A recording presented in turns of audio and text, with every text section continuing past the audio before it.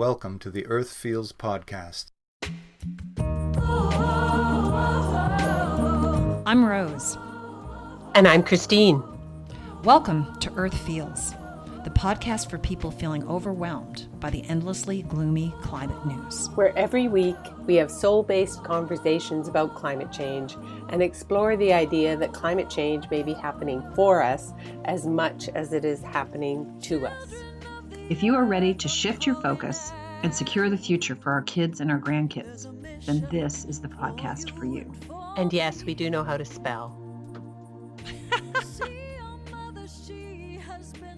Hello, Rose. Good morning, Christine. It's the day after the U.S. election, a sobering day. Yep, and we're still in, very sobering, we're still in uncertainty. Mm-hmm. Yeah, in a place that many Americans and those of us watching are surprised to see that the outcome was as inconclusive at this point. Yeah, I think that I would be lying if I said that we weren't hoping for a decisive win. There was a lot of optimism that this could actually be a landslide. I mean, when you look at when Trump took office 4 years ago, when people voted for him 4 years ago, they were really looking for change. Well, now we know what that change looks like. And I guess I'm in a bubble. I feel like I have friends all over the nation. I have, friends internationally, and we were all just kind of like this. There's so much negativity and just the divisiveness alone. Don't we want that to end? And evidently, and the deaths, the bungled coronavirus response. Right. Almost 250,000 Americans are dead. I mean, there would have been deaths, but the response has been like African nations, their numbers are better than the U.S.'s. Right. We've come to see that Americans they're not voting in their own best interests. And to me, that's almost a mental health crisis. I know we were talking about this earlier. It feels like, how is it possible that approximately half of us think this is what we deserve, or think we don't deserve better? Let's put it that way. It's very heartbreaking. It feels, I've never understood how people stay in abusive relationships, but if this is a mirror, if this is collectively what's going on with individual Americans, which to me, this is the collective, somehow we're okay with abuse. Our own abuse of others, obviously abuse of others, racism, misogyny, homophobia, just a complete dismissal of science. Yeah. So we're okay with all of that, and we're okay with members of our own family dying in, like, gee, sorry, Dad, but my 401k is doing well. I cannot pretend to understand it. So our question for today has to do with? Our question for today is, what does fierce love do in the face of discouragement? Because I would say I'm discouraged, and I'm not even American, but I can tell you there are,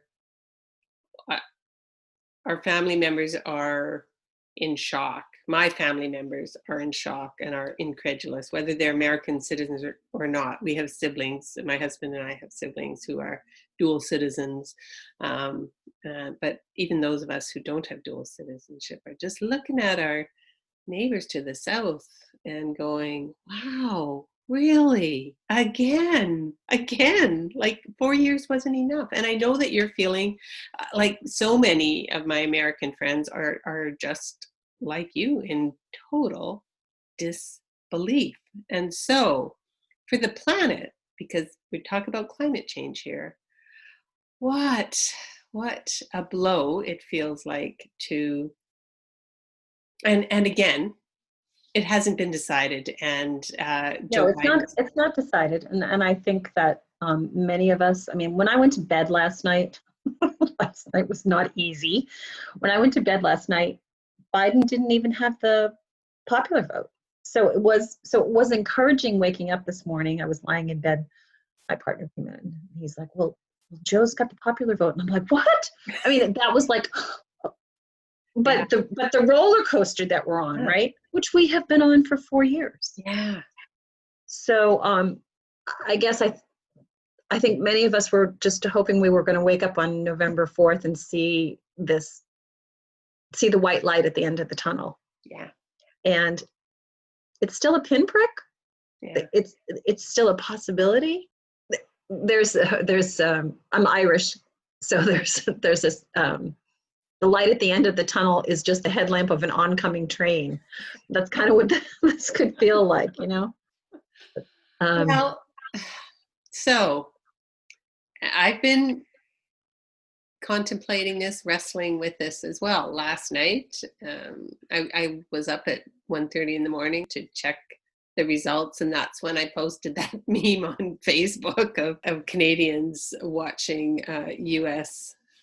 politics, just munching on our potato chips and not believing our eyes. And so that's it's a train we're looking at.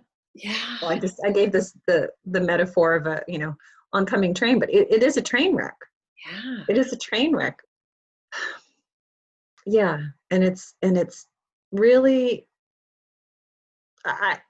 the heartbreak of we're in an abusive relationship, and we're okay with that.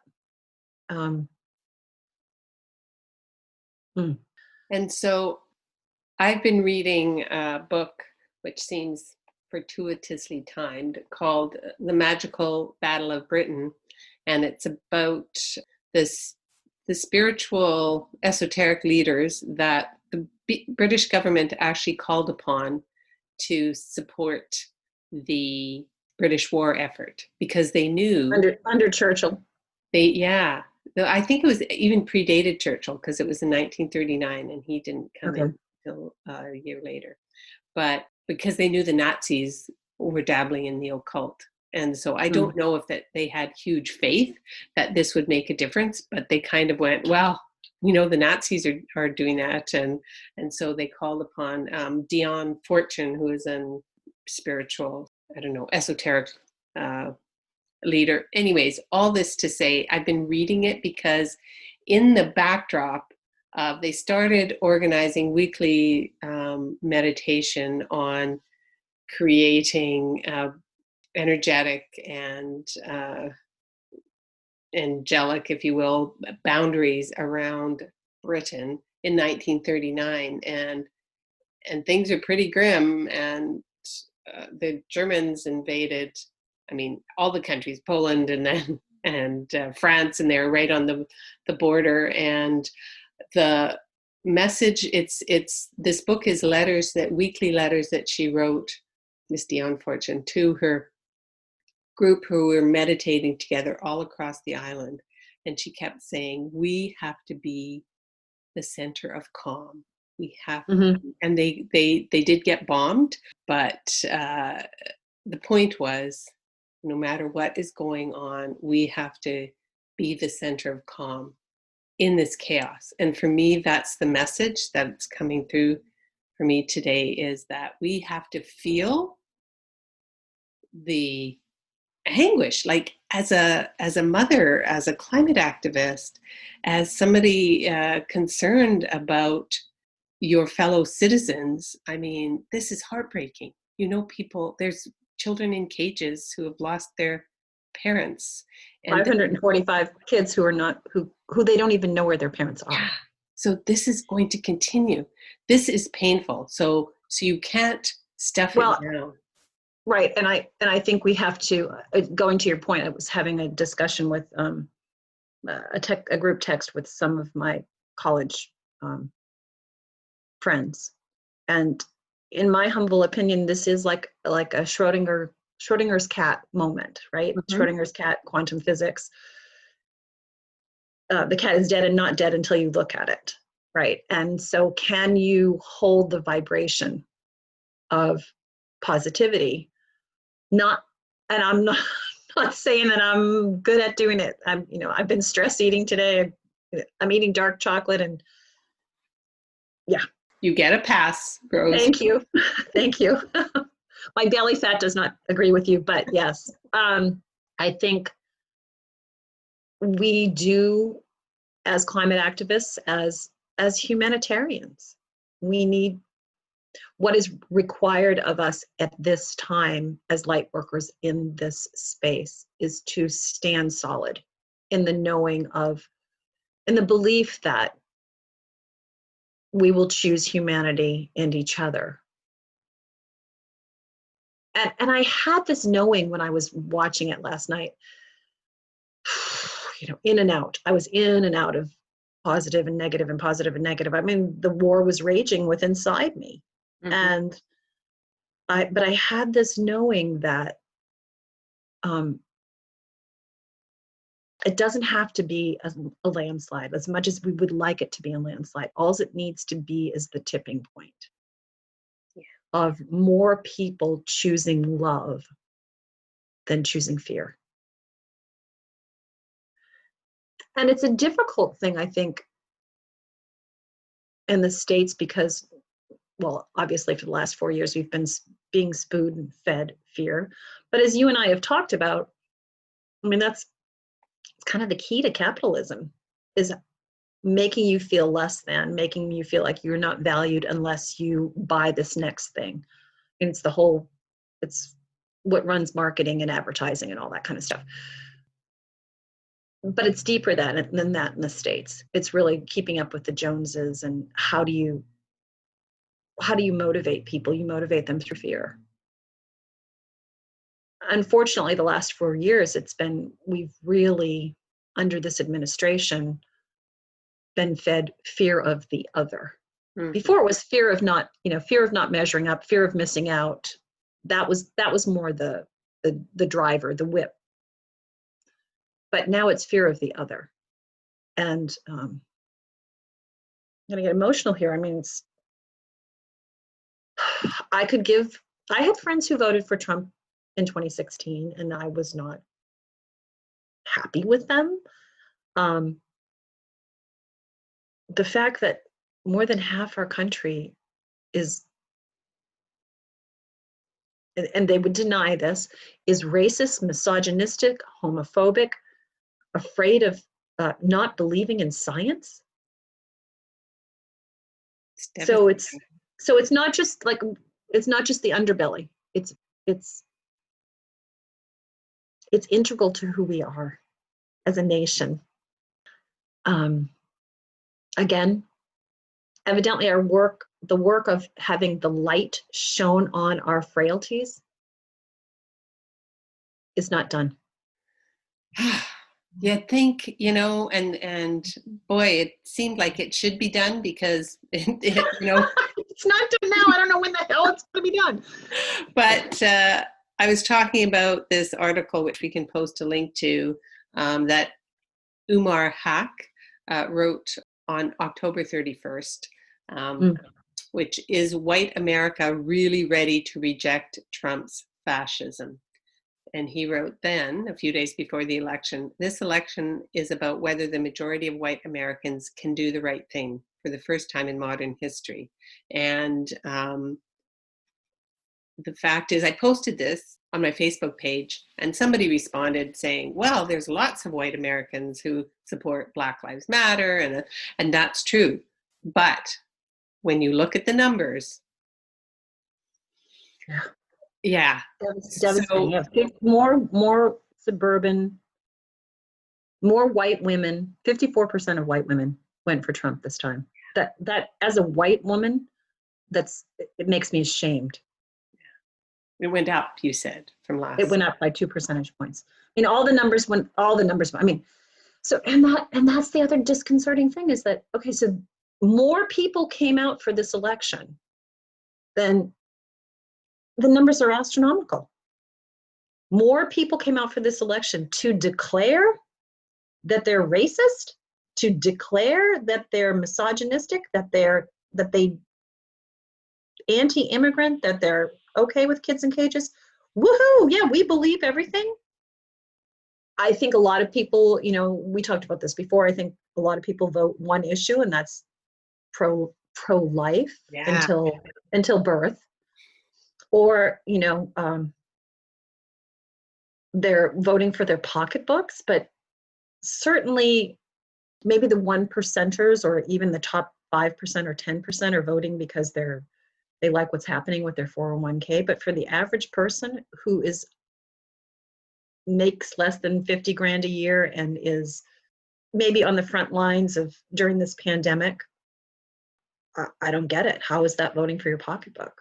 And one of the weird things for me was to see that more male Latinos, voted for Trump. I know that was huge. I think in Miami-Dade County, I haven't processed a lot of it because, to be quite truthful, I'm just still reeling. And I'm trying to hold on, I'm like the cat. Hold on. I know for my sanity, I'm not going to be on social media very much for the next week. I'm sorry, I'm abandoning you guys completely. You're on your own, but I have to do that for my own sanity. But I was just going to say that Mr.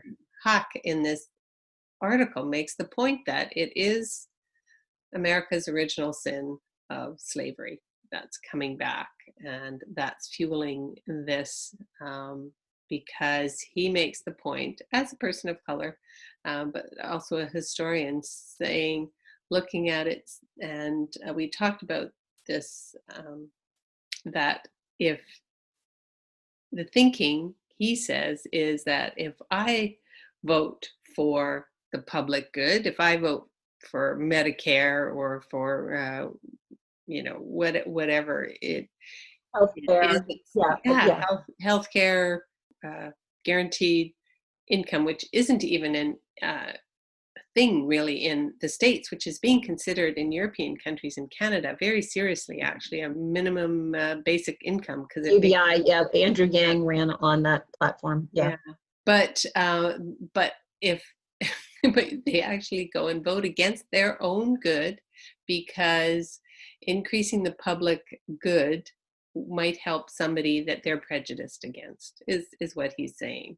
And so it's crazy, but it also do you think it could be a karmic reckoning?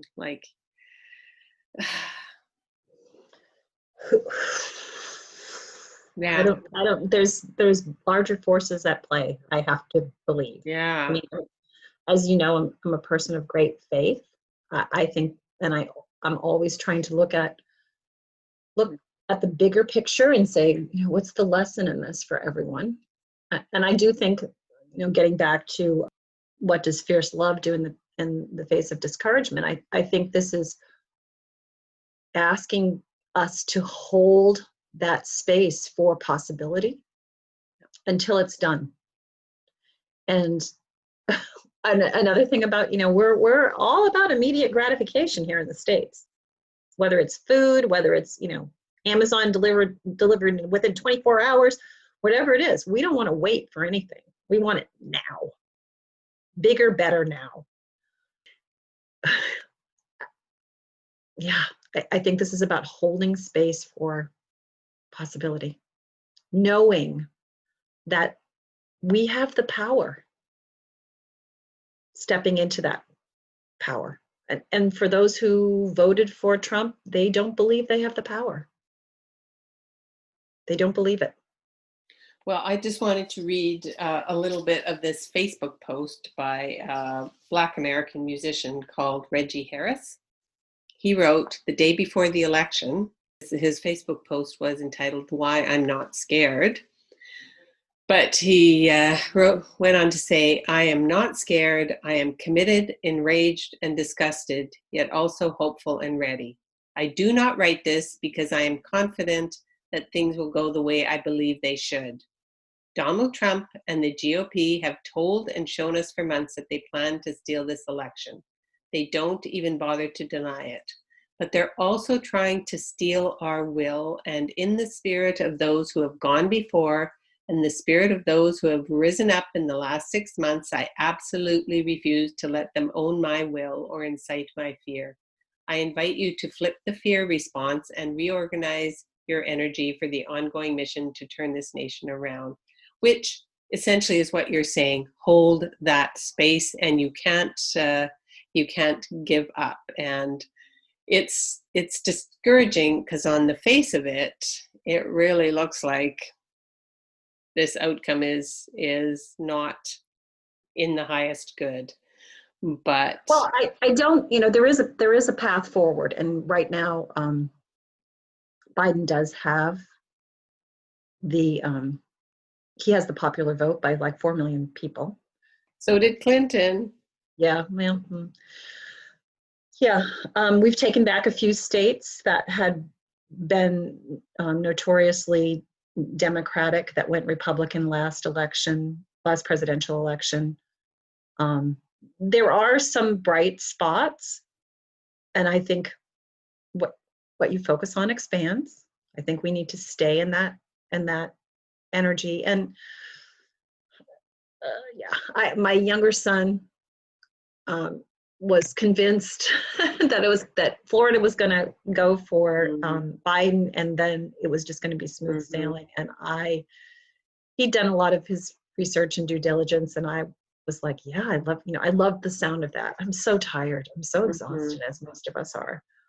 And so when it didn't, I was, oh, come on, Florida. It was close. And then when Florida fell by the wayside, it was like, okay. So it is staying in that positivity, just believing. But it's not even, I would challenge the positivity. It's staying connected to your own source, your own strength, and in the face of bad news, knowing that there's more to the picture than we can see, and knowing that that actually is your own only power, is to stand in your own truth and be that light, like you say, because the quantum physics tells us we are all connected, and that's why I can do the work that I do energetically with somebody in Britain or the US or across town online. We with incredible results. We are connected, and intention is so important, and thoughts are so important. And so yes, I mean, yeah, again, that's what's coming to me as you're speaking is it's really no different than someone who has a cancer diagnosis and they choose to believe that they will live. but some people die. Some people die, but I think some people, but I have known many people who recover, and its attitude is huge and belief system is huge in helping people recover. And again, I would say belief system, but like really living it, like holding that. So you were talking about the fact that you're in half of Americans are in an abusive relationship. So this Dion Fortune book, again, The Magical Battle of Britain, she talks about the group mind and the group soul. And the group mind right now for the Americans, in my humble opinion, and I think you'd agree, is traumatized and is in darkness, the darkness of fear and anger, and they've lost the connection to the light that can be our experience here on the planet. And it's been fed. It's been deliberately fed, like the Nazis fed into the German group mind and soul. And so when people, citizens, choose to think a different way, Mm-hmm. then it does have a ripple effect. So it sounds kind of Pollyannish. Just think happy thoughts, but that's not what we're saying. Oh yeah, Rose is all about 2 thumbs up to Pollyanna, but it's more than that, and it's also at the same time empowering, but also releasing your need to control, because it is a spiritual journey ultimately that we're on, and we cannot control this. Right. So that sounds, yeah. So there's a dichotomy there because we're not in control, but yet at the same time we have more power than we know. Right. So by holding that space, and maybe it's not looking for a specific outcome, it's holding the space for the highest good for all of us. In the good news department, but still focusing on the US election, there were a few bright spots for the environment. In the Senate, 2 Democrats, John Hickenlooper in Colorado and Mark Kelly in Arizona, have defeated incumbent Republicans who both had received poor marks from environmental and conservation groups for their voting records. One of the Democratic winners, Mark Kelly, was endorsed by Climate Hawks Vote, a progressive group that promotes candidates who promise to take action on climate change. So those are 2 Democrats to watch in the Senate. And we'll count that as our good news for today. And as for our action tip and our sanity tip, for our sanity tip, we'll look to Dasher Keltner from the University of Berkeley, and he runs the Greater Good magazine, which is all about science-based insights for a meaningful life. And post-election, he encourages all of us to seek out feelings of awe. He writes in the latest newsletter, "The climate crisis, racism, and economic inequality are all cultural toxins that undermine our happiness, reduce life expectancy, and hurt our immune systems. In recent years, my lab has looked at awe as an antibody to these toxins. Our work finds that people can experience awe easily without burning fossil fuels or emptying the bank account by looking to what I call the 8 wonders of life: the moral beauty of others, collective effervescence such as dancing or singing together, nature, music, visual art, spiritual practice, big ideas, and in encountering life and death." So let's all see if we can deliberately seek out more experiences of awe in the days and weeks and months ahead. And for our action tip, also from the Greater Good newsletter, is Kayla DeMont writes, "Choose to live like a citizen." Although the country was fixated on the big X of November 3rd, the work of bringing Americans together and strengthening our democracy is far from over. And as a Canadian, I would just say that holds true for whatever country you live in.